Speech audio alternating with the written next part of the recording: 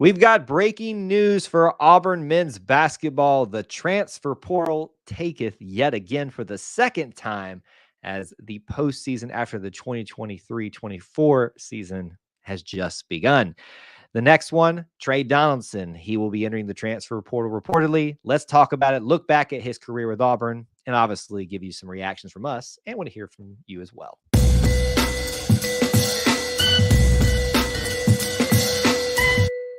War Eagle, everybody. Welcome back to another edition here on YouTube of E2C Network Live. We want to thank you for being part of our little family within the Auburn family and being part of this E2C Network family. Thank you so much for joining us for a reaction live stream. A little bit of breaking news, as is becoming the norm, at least the early part of this postseason. And yes, this breaking news is not necessarily something great. It may be great for someone in their career, but for Auburn, for the fan favorite type of storyline, this is one that definitely hits hard, much like the first one as well.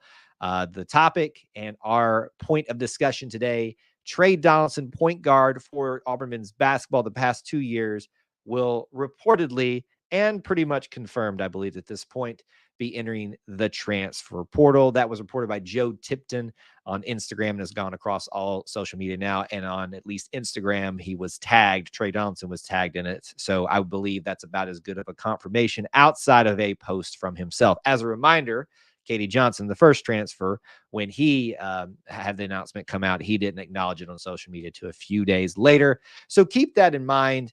When you're processing this, this is obviously a reaction stream, so we're only going off of what we know at this moment right now, that the report is out there. There seems to be some corroboration that this is true, and I think some anticipation that at least something in the guard space, something in the point guard space was going to change, given some certain perspective opportunities coming down the line for others and for Auburn coming in.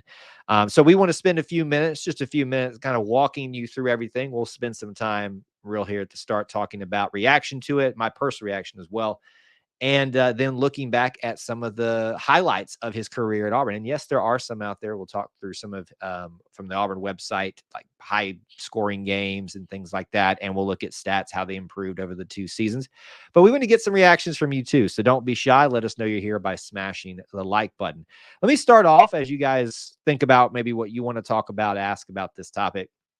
My personal reactions about Tre Donaldson. First off, I had the opportunity to talk to him for a very brief moment at an Auburn open practice last season. Super nice guy from my limited reaction with him. And he actually told me that he had listened to the show and seemed to recognize me. I don't say that as oh, look at me, but I just, it's kind of cool when you have these players who get all this attention, get all this opportunities to be talked about, and they pay attention to your stuff. So I just want to express my thanks to him for obviously, at least on some level, following what we do here and at least enjoying something aspect of it. I guess we're doing something right. Tre Donaldson, I really love this guy as being part of this program for the last 2 years. And it sucks that he's not going to be part of it going forward. At least that is the report of at this moment. Keep in mind, not just with it only being reported at this moment, things can change. It's a very rare instance that people come out of the transfer portal. Sometimes that's because they go in there and they don't see the opportunities they thought were going to be there, and the grass wasn't greener on the other side. I don't get the sense that this is going to be the case with Tre. Tre, to me, and I think demonstrated through his trajectory in being part of this program, and we'll walk through some of that, showed that his trajectory as a player and then within the confines of this program was very much on an upswing and improving steadily. And in fact, I would argue that at times this season, he proved that he was worthy of being the outright starting point guard. Not perfect in any way. I think it's no shock to say that all of our point guard play was a little bit inconsistent at times in terms of when we talk about scoring and things like that. But definitely a guy that I was really excited to have just because of the way he seemed to be as a person, but also the way his trajectory was going as a player. So it's a big disappointment for me personally that he's not going to be here. But I know that there are several out there that also feel about this as well. And I know there's also disappointment and some, well, they're not being loyal. Well, that's not necessarily the case here. That's not as simple as you should be loyal or not in this world of transfer portal. To not engage, to not get involved, take opportunities as they come would just be stupid at this point, as much as we may hate it or not. WDE from Rhodes, he says, I think Donaldson's decision reflects the reality of changing college hoops today. We do not know what's going on behind the scenes. We have a great point guard coming in. Well, Rhodes, we'll tackle that on the other end here. Maybe what you're referring to, I believe, is Tahad Pettiford. And I want to reference something that Bruce Pearl said to your comment. But let me come back on the other end. Let's focus on Tre right now, and then we'll talk about in the back half what it means for Auburn basketball, what it could mean, what we think it means, what we may know it means, all that aspects of it. But you bring up a good point that his decision is not just flippant. There's a reason behind that. Same thing when we talked about Katie. If you haven't watched our reaction show for that, and we've also put out a segment with Austin and I diving into it more. We've got a playlist here on YouTube to talk if you want some more commentary on that. But I think it would be appropriate for us to dive into a little bit about him just to give you some information, and then we can go into that. Let's look at what Auburn website says about Tre Donaldson in terms of this season statistics. I went back and looked at their full list of his career. They haven't updated as of this yet based off of what I've seen from points alone. But if you go to the season statistics on the website, you can see some things here. So I'm going to give you some of his highest values of what he was able to accomplish this season against UNC Asheville, his career high in points of 15. We saw him have 27 minutes played through the course of the game against Yale. I know bringing up that name stings right now, but it's the reality. So he played his highest value against Yale. So for all of those people that were frustrated maybe with Aiden Holloway not coming along, you got your wish. Tre got the opportunity to play a lot more, especially in his final game as a Tiger. He had his most attempts against App State, 12, and his most field goals made, 6 against UNC Asheville. Surprisingly, he did not have a ton of free throws. He only attempted 4 against Mississippi State, and he made all 4 of them against Alabama. So I guess maybe there was. Well, that doesn't line up, actually, the numbers there. But anyway, his highest rebounding game as a point guard, 7 versus Vanderbilt. So this is something that I want to take a second to say about Tre, too.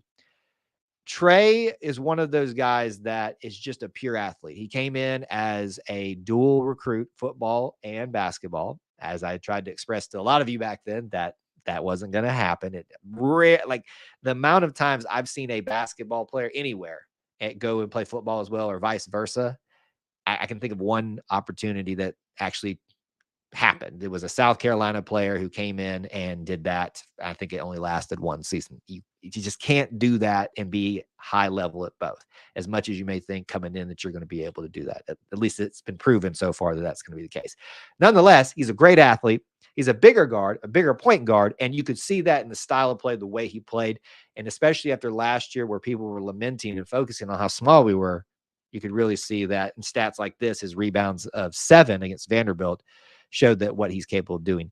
Very good at assists. He and Dylan Cardwell had a great connection, with 6 assists being his highest against Mississippi State. He never got any blocks, it seems like, which is shocking. Surely, so he got a block at 1 point. 3 steals was his maximum against Florida this year. So those were some of the season stats, some season highs to keep in mind with Tre.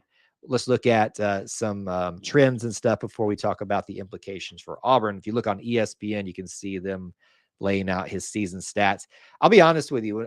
I knew in my mind that he'd only been here for 2 years, but I also had convinced myself that he had been here longer because he just felt like he fit this program, part of the team. Like it just felt like a natural fit. So I guess I assumed he had been here longer. 2 seasons though, as a freshman and a sophomore. Every one of his stats increased as time went on, as the 2 seasons progressed. Some areas more significantly than other. He played in most games last season, but played in 35 this year.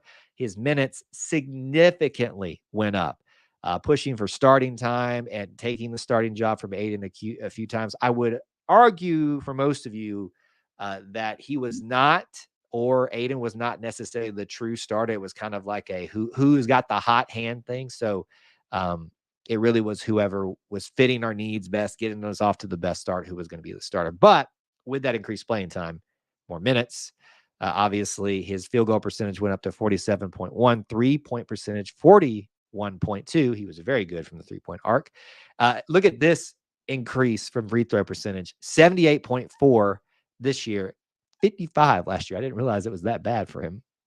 Rebounds up, assists up, steals slightly up, personal fouls slightly up as well, as you would expect with more minutes, and turnovers went up. And that was one of the knocks on, I think, our point guards this year a lot, which is fair assessment, that there were a lot more point guard turnovers that needed to be from the point guard position.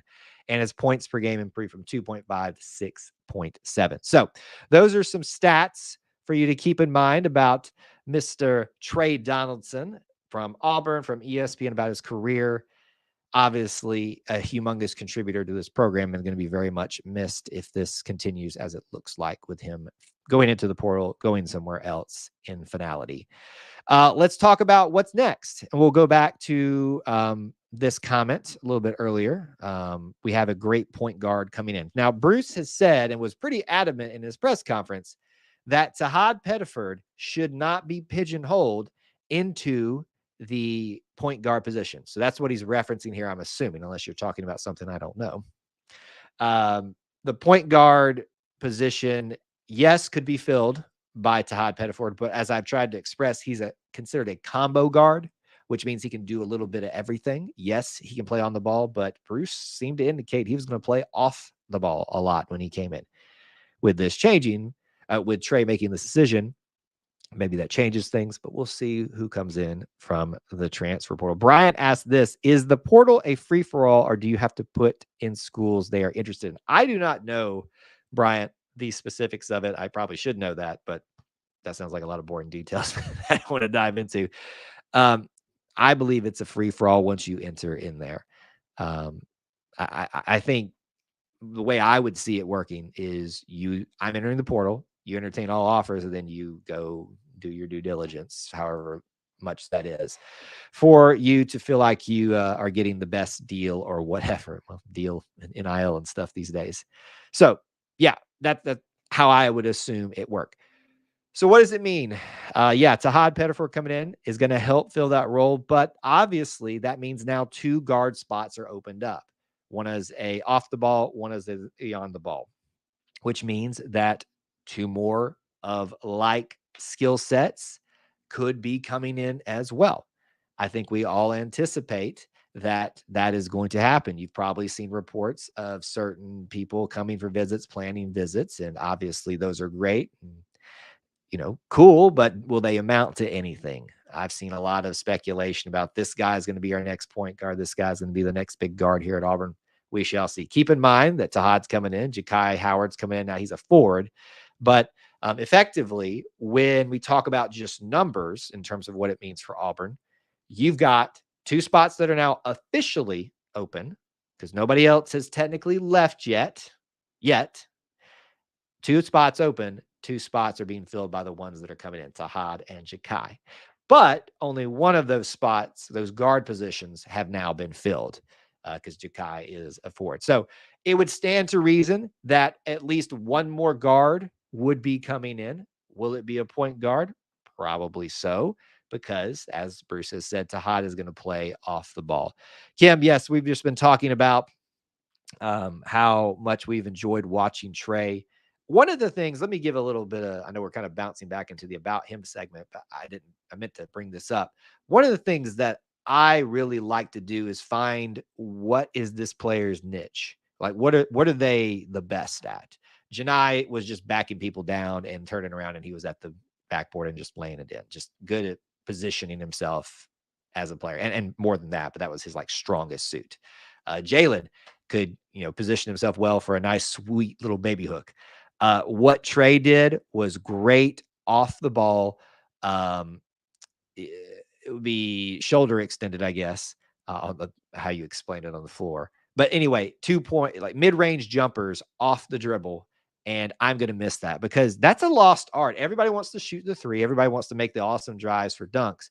But the guys that can pull up from mid-range and be effective at that, that's a talent that's very much needed. So when we talk about not only what this means for Auburn, but what does it mean for Tre, my anticipation is that Tre is going to go somewhere just like KD would to find some playing time, but probably to start.